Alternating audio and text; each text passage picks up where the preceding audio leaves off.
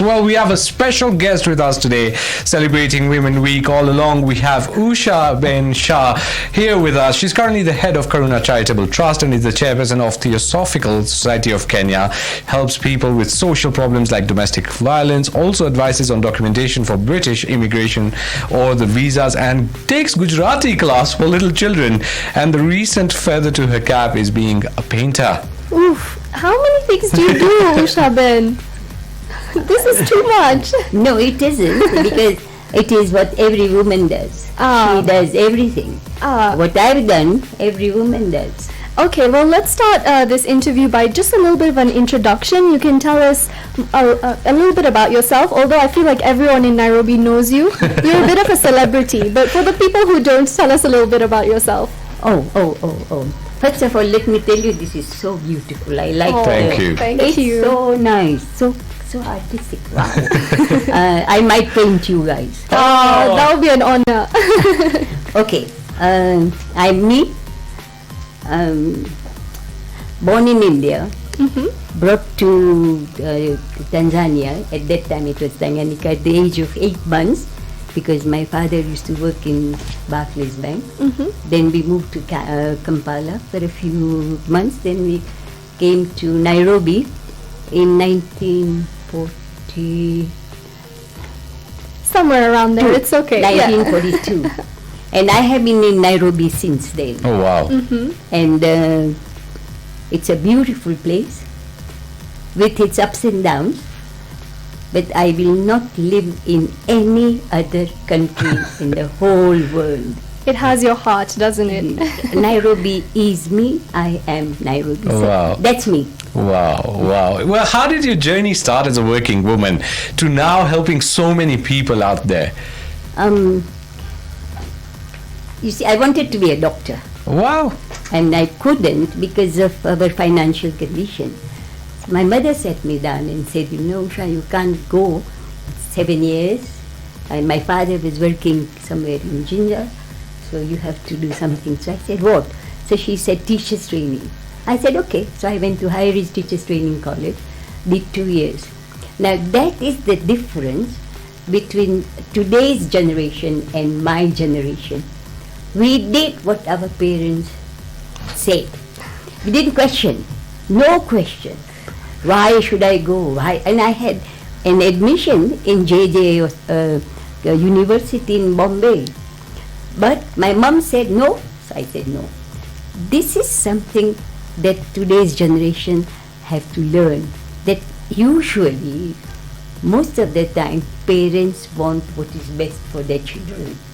They don't understand it till they become parents, unfortunately. So I became a teacher. I joined Usha, worked there for 20 years.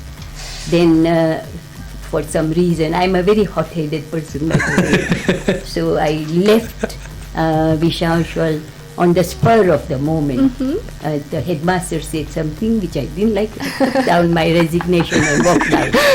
So that's how I am. That's me. So even in the younger ages, you are a hot-headed person, which we us as a new generation are still. Yeah, you see, you are just like us. You are like us. Well, we'll still have the conversation going on with Usha Shah. We still have with us Usha Ben Shah, who is such an inspiration to everyone, not just the youth, but also the elderly.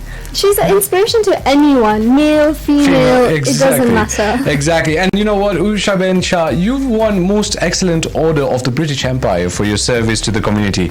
How did that come about?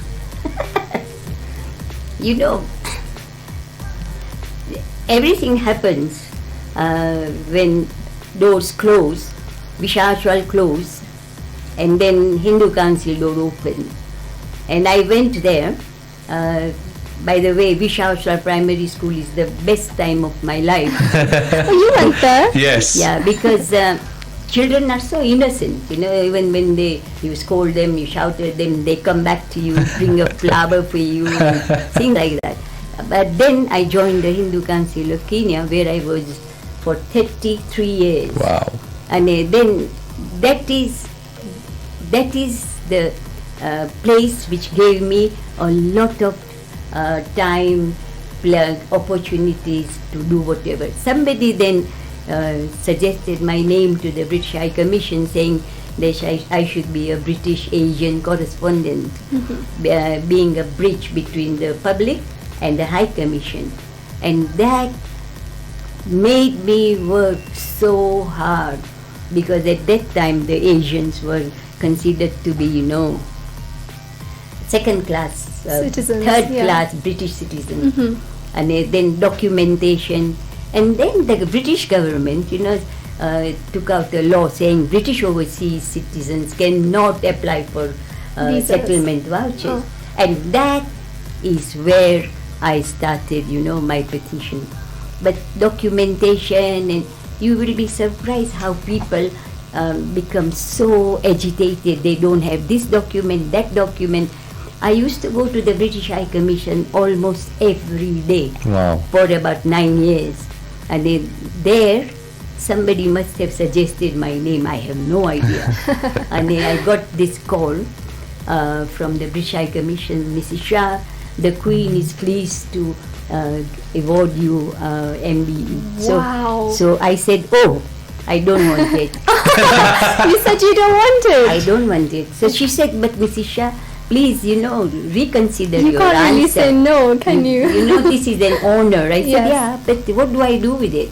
She said, talk to your family. So I talked to my sons and Shanti, my husband, and I said, look, this is what British High Commission. I said, how can you say no? Say yes. I think they were right, because you do deserve such an honor. I know that maybe you're too humble to accept it, but you really, really deserved that most excellent order from the British Empire. And I just want to ask you, you're doing so many things. You're a chairperson for the Hindu Council, you're the head of the Karuna Charitable Trust. There's so many things you do. And sometimes we see that men are the head of these organizations. And sometimes women shy away, or they take a back seat. How is it like being in this position of power in a bit of a male-dominated space? You have to become like them, you have to be. I mean, I can get things done by being very diplomatic.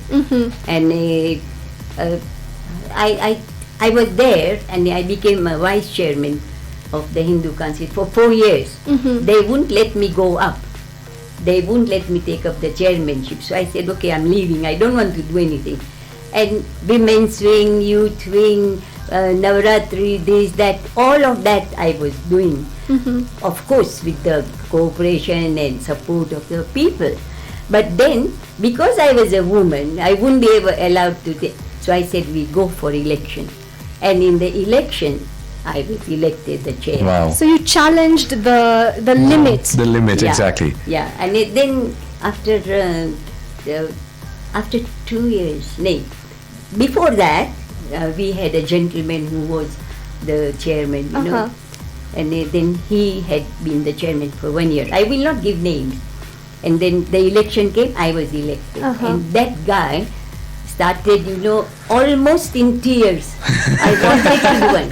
So I stepped down as the winning person and gave him the chair for another year. But at least you proved that you could do it and you were deserving of the Correct. position. And then later on, then there was no question about me coming in. Taking I it. love it. Brilliant. So just be diplomatic and have a thick skin against how the world, or basically how the community reacts to you. Well, we'll still be in conversation with Usha Ben Shah. And joining us in studio is Usha Shah. Now, if you're part of the Asian Kenyan community, you definitely have heard about her or some of the work she does. And Usha, I just want to ask you, in today's day and age, it's normal for a woman to be working, although we still face challenges in certain environments. But for you, when you had just started working, was it odd? Was it difficult? And were there some restrictions because you were a woman?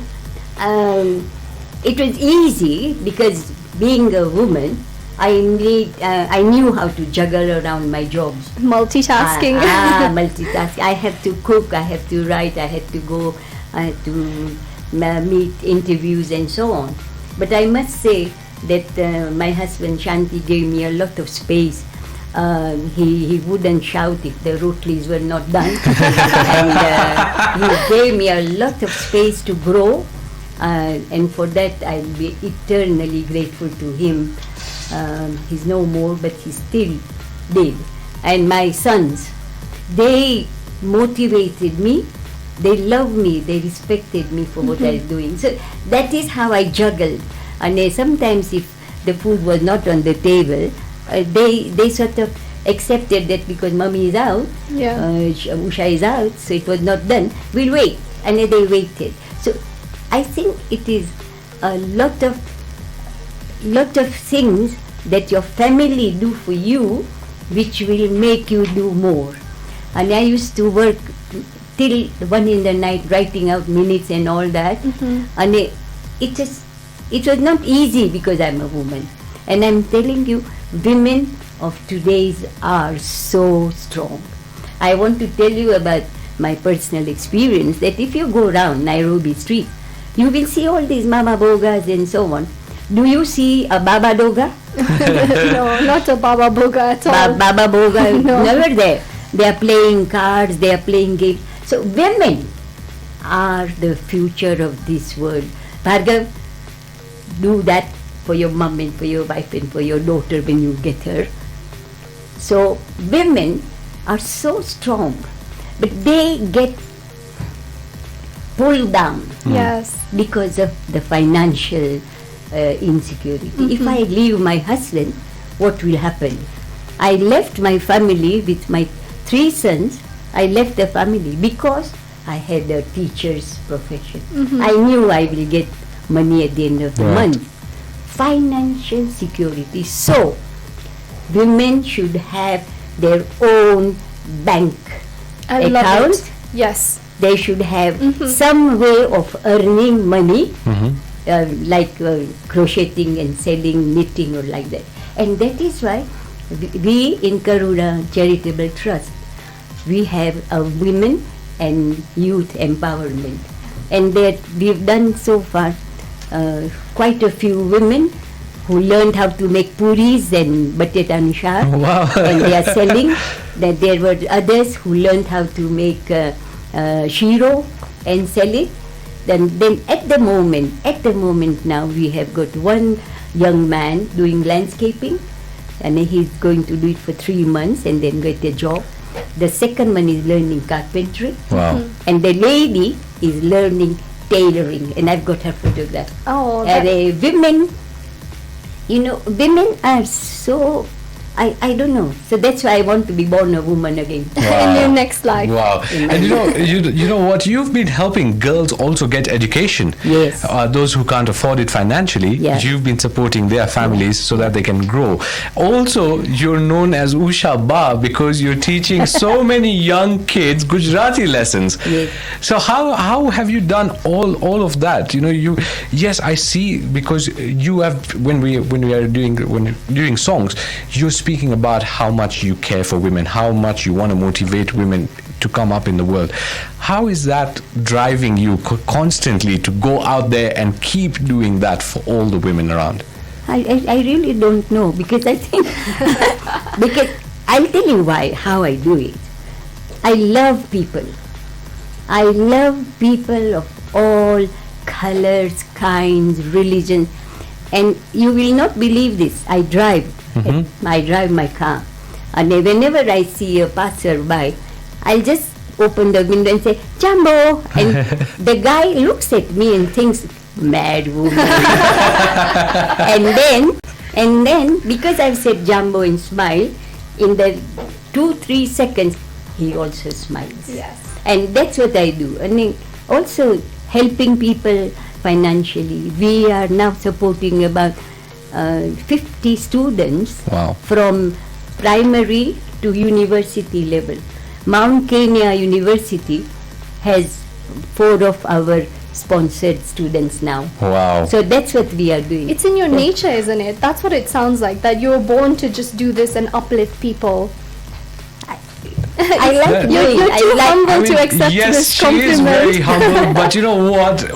I want you to tell me your experience with Usha Shah. I know there are many people out there who she's affected their lives for. We're still in conversation with Usha Shah, who has inspired us already so much. You've inspired so many people out there as well.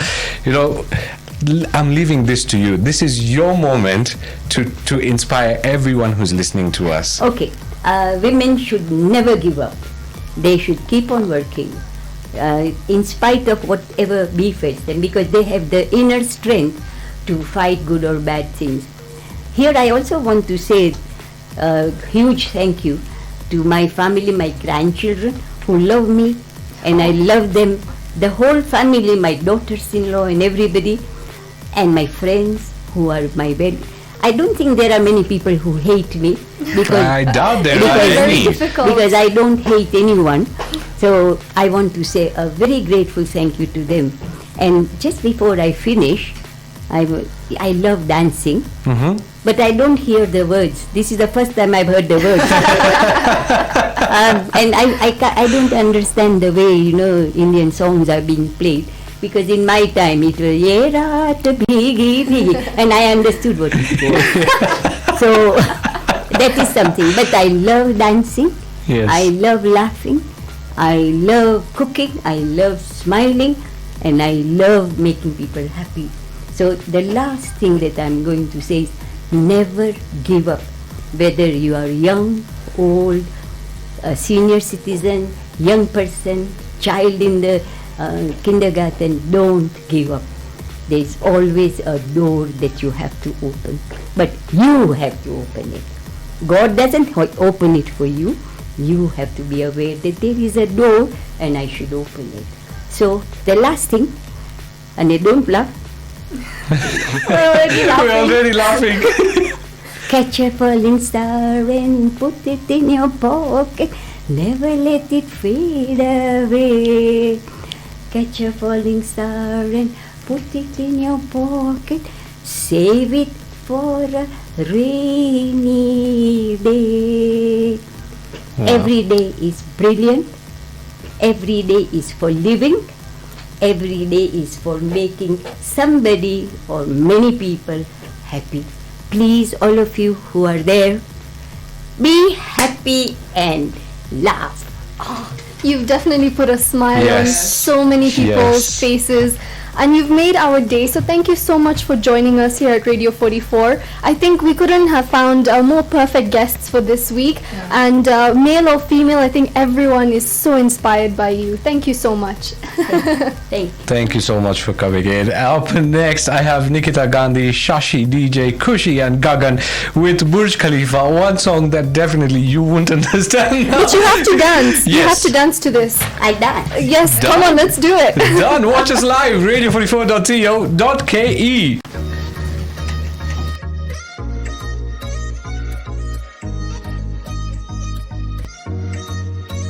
Hot तेरे manner नी छपते तेरे banner नी hot तेरे manner नी छपते तेरे banner नी fashion तू कर दी जिवें काइली Jenner नी मुंडा थकदा नहीं कर करके मुंडा थकदा नहीं कर करके तेरिया तारीफां जिक्र दा दिला दूं तैनू बुर्ज खलीफा तैनू बुर्ज खलीफा ओ तैनू बुर्ज खलीफा